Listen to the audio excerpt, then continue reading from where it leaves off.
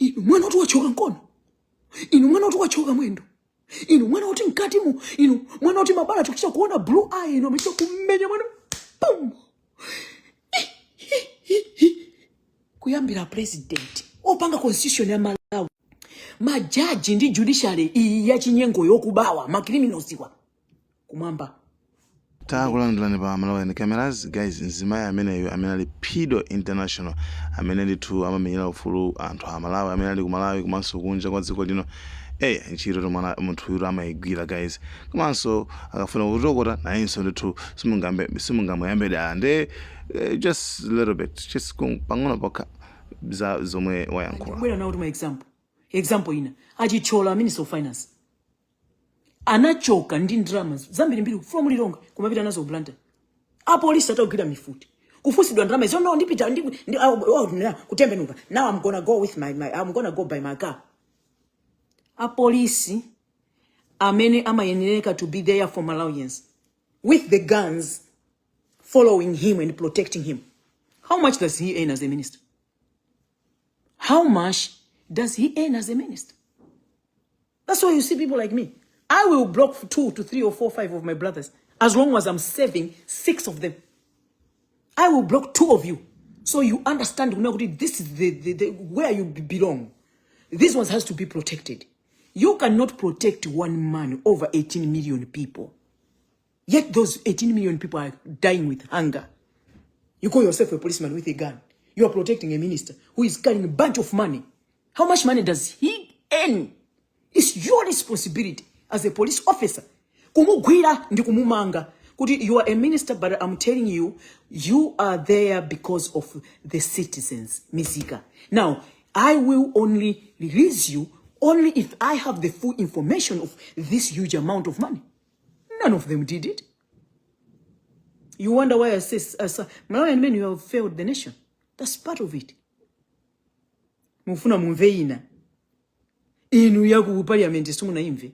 When Nankuma come out and told ku parliament kuti mumudzi munomo mwalo wa ndege mene kuzalinga chinyamata kuti kupita ku Israel. Tilongo soleni zukhala bwanje. What was the reply? That woman in parliament told Nankuma to withdraw the statement.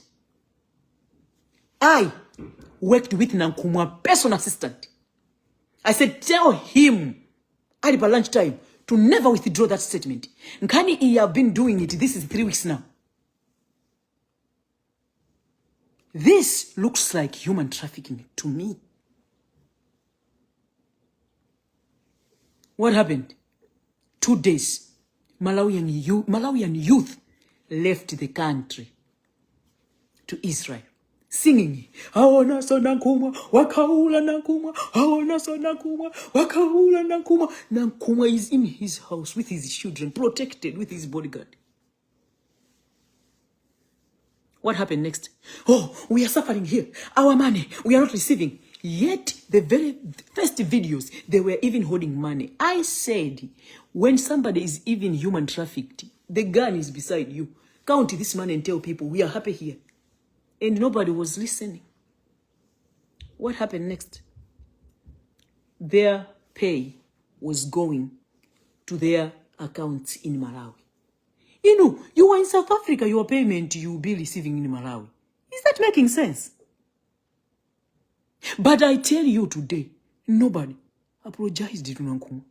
But if you are really somebody who understands what justice is, if you are really somebody who understands who God is, you ask people to apologize to Nankuma. Because what he said was nothing but the truth. But there's nobody who is holding people accountable for that. That's us, Malawians.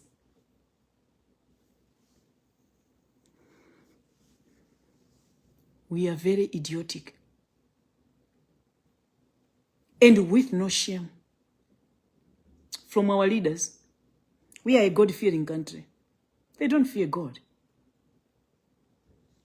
And as I'm talking to you right now, ndiliba group ya nyamata wa polisi. Amene anabera muzi wake wonse, azibalake wonse kumabera ndrama ndikulemba ni ntchito ku polisi. I am going to employ you. Give me money. Others are in South Africa. Ndipaseni, I will make you to go to the training. Excuse me. I will make you to go to the training. Lelo atulani yao. Ayamba uweza ndrama za antosichi. The next step is Tulani has to be dismissed. I just said to police because Tulani ndo kuba. Yes, he has to be held accountable. Why? He was stealing from people by trick.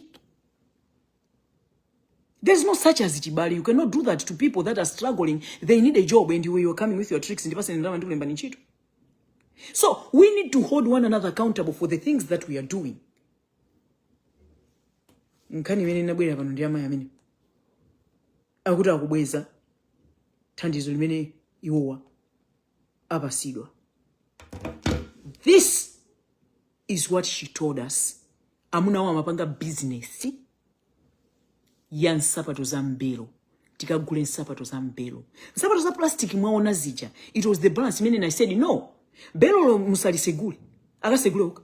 Mupite mukagule nsapato zija zimakhala za slippers zimagwala. Sophia, as she said, go and get that as well. Nsimai osayamika uyu. Anyway, kani again timenia.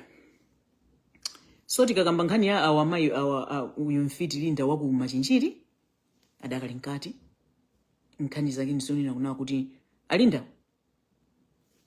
tifuna kuna kuti apase life in prison chifukwa mwana ucha amupa.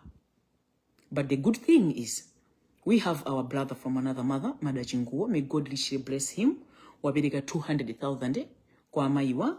We have another brother amene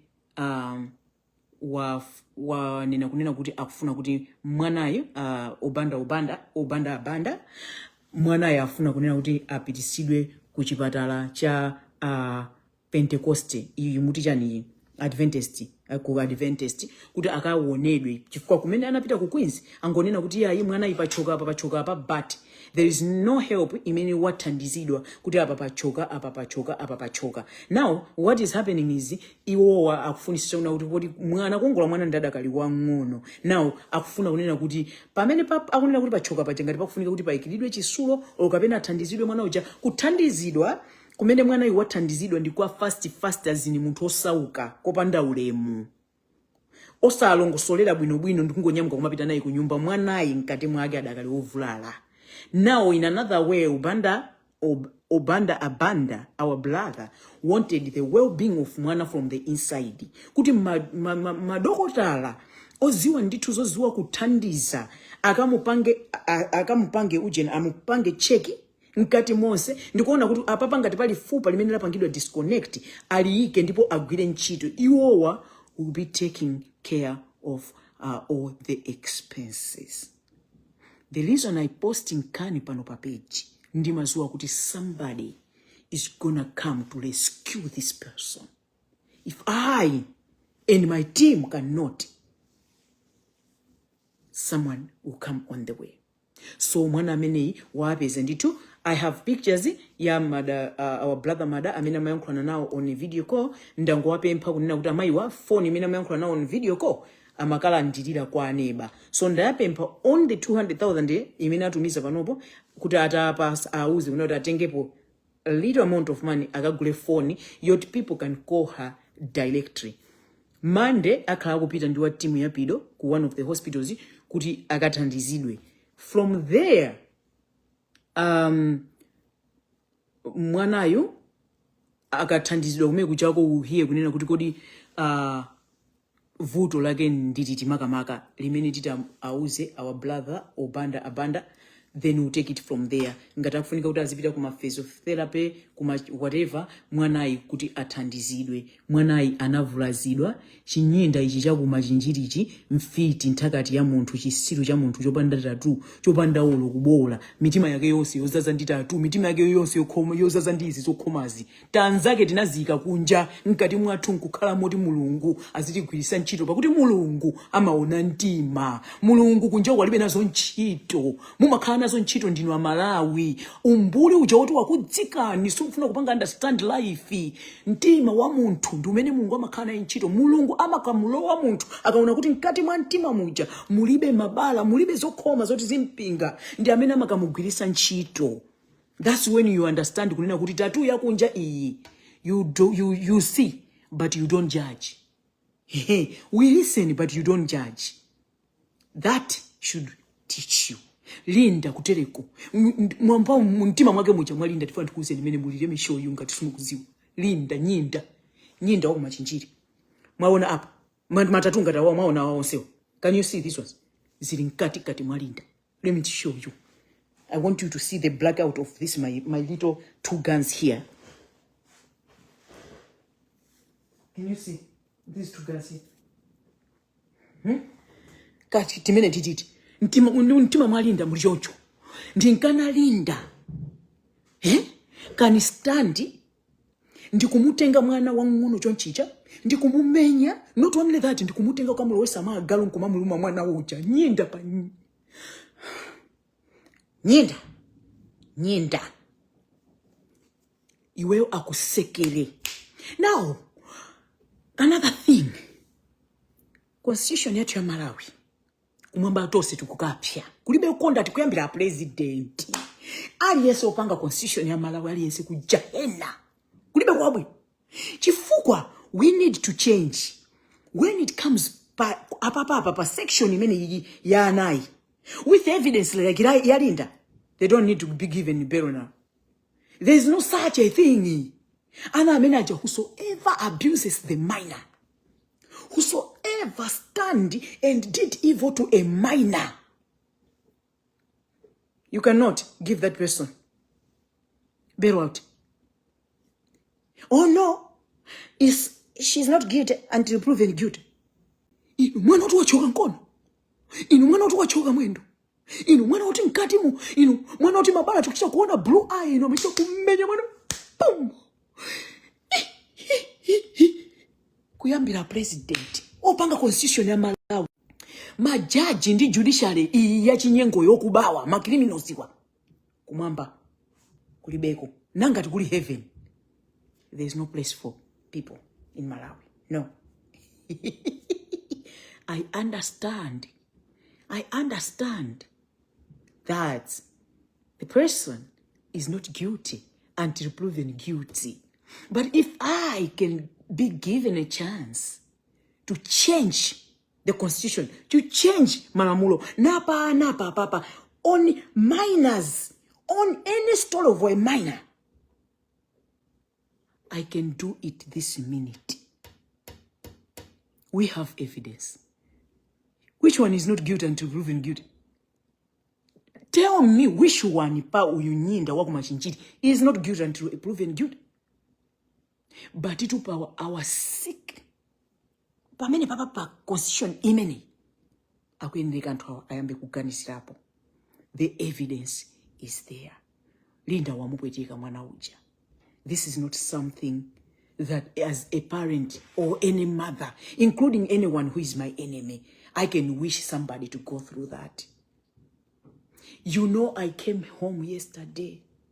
I was sitting here looking at my 2 innocent children. Imagine kakakazi kakali 7. Kakumane ndizmezo in the hands of a woman. Why? Linda is a disgrace to womanhood. Linda is a disgrace to motherhood. But like I said yesterday, these things are happening. Dzulo ndimapanga submiti. Kumponera mwana wina akupangidwa somewhere. Azimai, my neighbors, you have a neighbor. Please say something if you see something. Don't keep quiet when it comes to ma nkaza ngati zimenezi. Azibambo inu osatha kuseka zipi yanu mukamusiya nkazi. Tabwerani ku. Let me teach you this. Nkazi mwamusiya amene wakuberekera ni mwana. Mwana uja ni magazano inwe. Ume uja jere ni ukala uja munotila wanu. For you to understand my point here.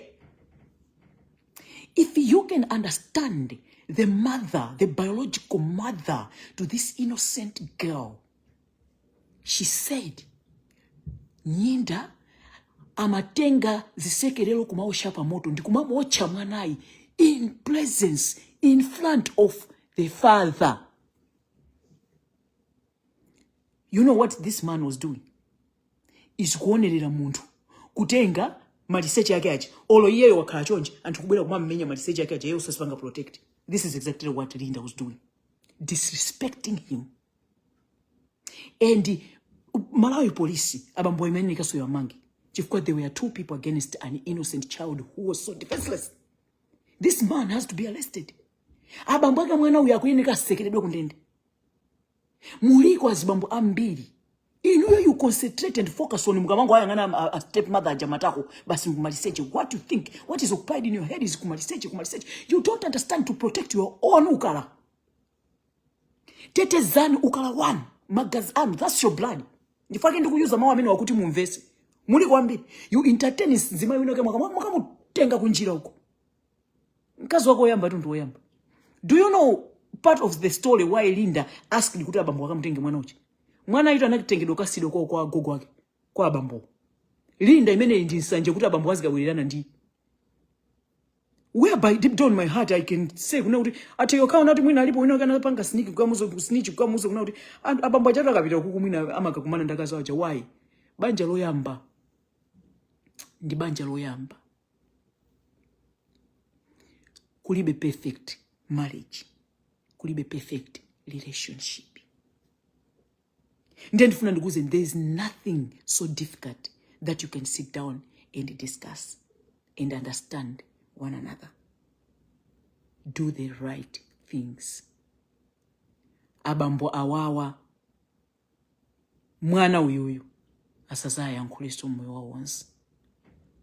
Ndizona it's the same as kuna kuti nasala pang'ono Linda yokwala mula kuti ngonene mwana obereka noka. Anaka abambo wakana nkona mwana uchi. Linda kana ngwala mula unati ngonene. Trooper. Abambo wa mamugona.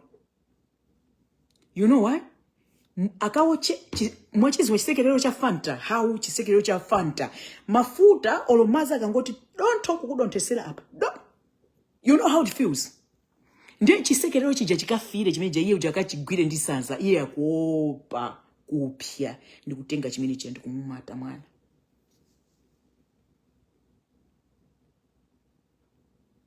What do you call that? Now, ndikupempha Malawi ambiri amene mumadziwa constitution ya Malawi, ineyo ndinzana kuti ndimazisata kwambiri. Mwina more than you do. Zimene nimapanga post pa page panga pano. Munimvesese. Social media has power. Ambiri ni amene mukumabwera pano. You need to hide in copy ya mwanayo. You need to hide in copy ya mwanayo, she's still a minor. I know nkhani za ana amene I do hide. Mwana uyu is being dislocated kumasoko kwake. This is the evidence. Mwana uyu will be ali mu system mwatu. Na sinaponya pa page panga pano. Siti kuntenga kumpitisa kuchipata. You know people have to be held accountable for the things that they have done. Mwana amene yuma pictures amene what this Facebook page is here. Azapeza papa nkuona who the father, who is that monster that allowed her to be dislocated like that. I live by history. Muziwe zimezo. Ino amene mukuziona ngati achina bukawo. You cannot even help an innocent child. You are here kunduza kuna kuti I should cover the face of the child. The face that is being dislocated by blue eyes. Malamulo madziwa more than you do. Chifukwa zikandipinda, I have my advisors amene nimakafikiri. Abazukabwa, they tell me. And opposite very educated people. You understand? So please, keep that. Keep that. Mana is saying, mine hide the face that is clear. If you can go down, palana amene nima beast and copy. Mwana wa South Africa amene anatengedwa ndi that's another one is also I wanted to update. Mwana amene anatengedwa ndi ujeni ndi the transporter. Ndamubisa nkopi yake bwa. Did you people told me to hide the face? You did not. The reason I'm doing this, mwana uyu amuonongera sogolo mwana uyu. She's going through trauma mwana uyu. She's just a minor, 4 years of age. Kumasoko ja blue eye ja ibamene bacha mufuna nibise nkopi for what? This is the reason that we have constitution imene tili nayo ikuyeneka ipangidwe kuonesesedwa ndipo tikufuna anthu anzeru very well educated like Alexius Kamangira atithandize ndi constitution imene iyi. It must make sense. Like, share, Malawian cameras, right.